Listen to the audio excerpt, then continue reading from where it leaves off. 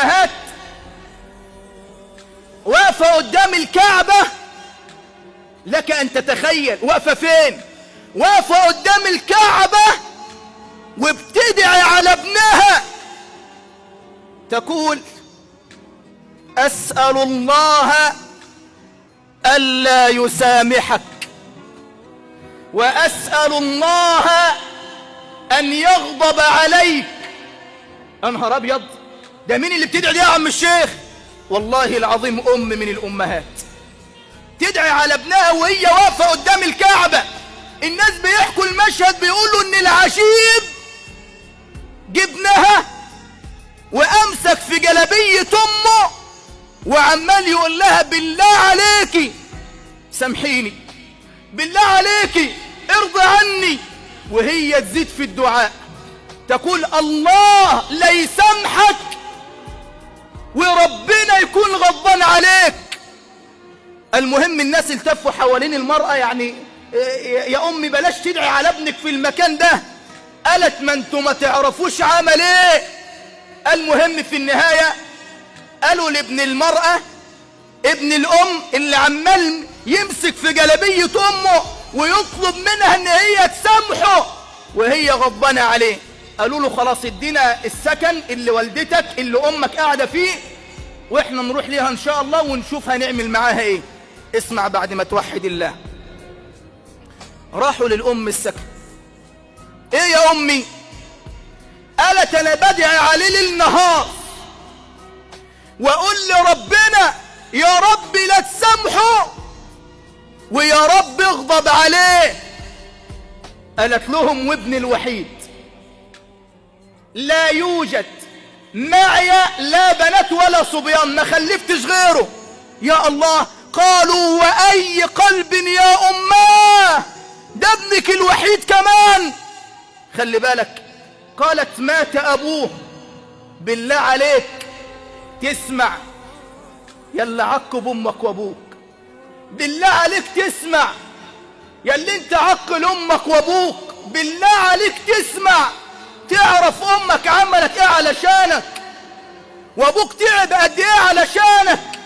قالت مات أبوه وهو يبلغ من العمر 5 سنوات وحرمت نفسي من الزواج من أجله، واشتغلت خادمة في البيوت من أجله، وجبت مكنة خياطة وتعلمت التفصيل وبقيت اشتغل عليها بالليل، يعني بالنهار اعمل خادمة في البيوت وبالليل اقعد على مكنة الخياطة علشان اعرف اربيه واعلمه.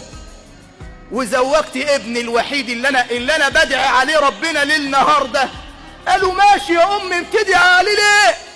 قالت لما تزوج اسأل الله ان يهدي لنا بيوتنا اجمعين، كلوا امين.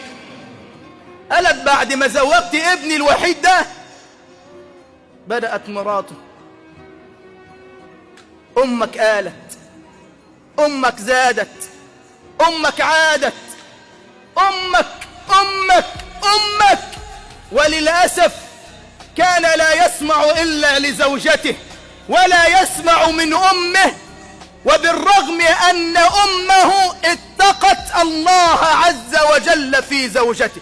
في النهاية خالص زوجته قالت له في البيت يا إما أنا يا إما مين؟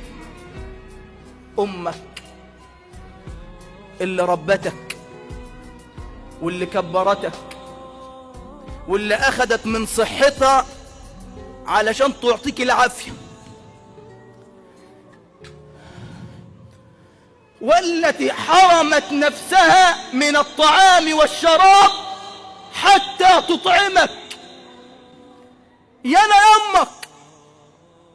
وفي النهاية ولا حول ولا قوة إلا بالله تقول الأم بنى لي حجرة بجوار البيت وقال انت تقعدي في الأوضة دي، تترمي في الأوضة دي، ملكيش قعد معايا ولا مع زوجتي ولا مع أولادي.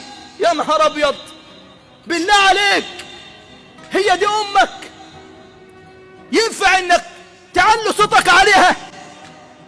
ينفع انك تسب لها دين ربنا؟ انك تفضل زوجتك عليها؟ والله العظيم ما ينفع.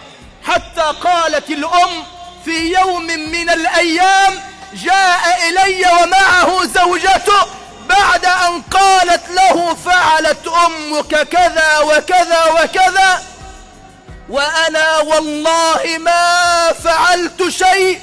فتقول الام فامسك بحذاء زوجته وضربني على فمي ولا حول ولا قوة الا بالله.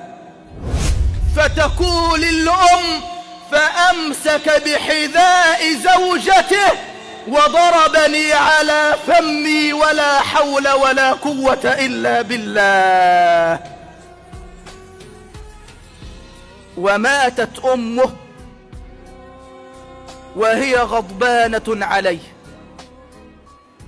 وماتت امه ولم تسامحه.